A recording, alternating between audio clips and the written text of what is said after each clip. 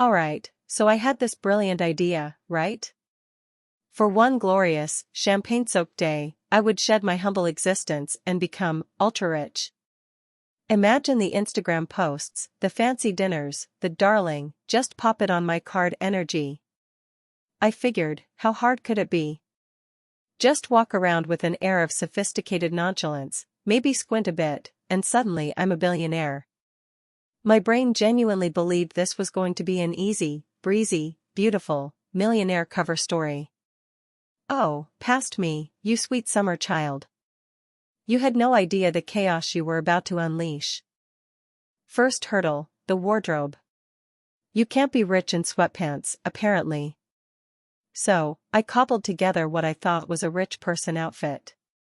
Let's just say my thrift store blazer and slightly too tight designer jeans were screaming more bad investment banker from 2003 than billionaire heir. I felt less like I was wearing clothes and more like the clothes were wearing me, specifically by strangling my confidence. Every step felt stiff, every movement, a calculated risk that something would rip. The effortless chic I was aiming for turned into desperate creak pretty fast. Next up, a high-end restaurant. I walked in, chin up, attempting a sophisticated nod to the maitre d'. The menu arrived, and it was less food choices and more philosophical ponderings. What even is an amuse-bouche anyway? I just wanted a burger, but everything was phoned, deconstructed, or had a backstory longer than my life. I ended up ordering something I couldn't pronounce, then spent 10 frantic minutes trying to figure out which fork to use. I probably ate my entire meal with the dessert spoon. The waiter gave me a look that spoke volumes. Bless your heart, suburbanite. Feeling a little defeated, I decided a bit of retail therapy at a luxury boutique would surely lift my spirits. Wrong. So wrong. The sales associate was immediately glued to my side, her eyes sharper than a hawk, her smile a little too knowing. Every item I touched came with a price tag that made my internal alarm bells go off like a disco party. A scarf for the price of my rent? A single tie that could buy a used car? I mumbled, just browsing so many times it started to sound like my new mantra. I swear she could smell my budget through my pores. Determined to relax, I booked an hour at a premium hotel spa. I envisioned serene tranquility, cucumber water, and zen. What I got was a deep sense of inadequacy. Everyone else seemed to float effortlessly, speaking in hushed tones, while I was trying not to slip on the marble floor in my borrowed sandals. I accidentally took someone's infused water, then spilled it on myself trying to put it back. My relaxing massage felt more like a public performance, and I was sure everyone was judging my slightly too loud sighing. My attempt at zen turned into pure, unadulterated panic. To cap off my day, I'd arranged a ride in a luxury car. I didn't rent it, I borrowed it, which felt more rich. Except it was a loaner from a friend, and let's just say luxury was a relative term.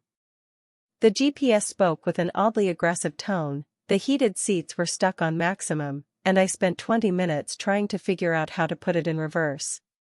Then, in a moment of pure, unadulterated hubris, I attempted parallel parking. In front of a group of actual rich people. The sound of scraping metal was probably heard across 3 zip codes. So much for effortless arrival. Of course, none of this counts if it isn't documented for social media, right? My attempts at effortless rich person selfies were not great. I tried to casually lean against the borrowed car, but slipped. I posed with an empty fancy coffee cup, but the barista photobombed me with a look of pure confusion. My candid shot of me pretending to be on a business call just looked like I was shouting at my phone. The comments started rolling in, mostly from my friends. Did you just Photoshop yourself into a private jet again? My rich life was unraveling online faster than it was in reality. As the sun set on my rich day, I crawled home, defeated, slightly poorer, and significantly more embarrassed. I decided to tally up the actual costs, not just monetary, but emotional. The dining experience was astronomical, the spa was pointless, the luxury car caused minor property damage, don't ask, and my mental state was in shambles. The grand total for my one day of luxury was more than I spend on groceries for a month. And for what? A fleeting moment of awkwardness and a mountain of regret. My bank account wept, and frankly, so did I. So, what did I learn from my hilariously misguided adventure into the land of the ultra-wealthy? Firstly, money doesn't buy happiness, especially not when you're just pretending to have it. Secondly, authenticity is way more comfortable than a borrowed suit and a confusing menu. And thirdly, true luxury is probably being able to comfortably pay for your life without pretending to be someone you're not. I'm back in my comfy sweatpants, eating my budget-friendly ramen, and honestly, it tastes like victory. Maybe I'll stick to being casually comfortable rather than pretentiously rich.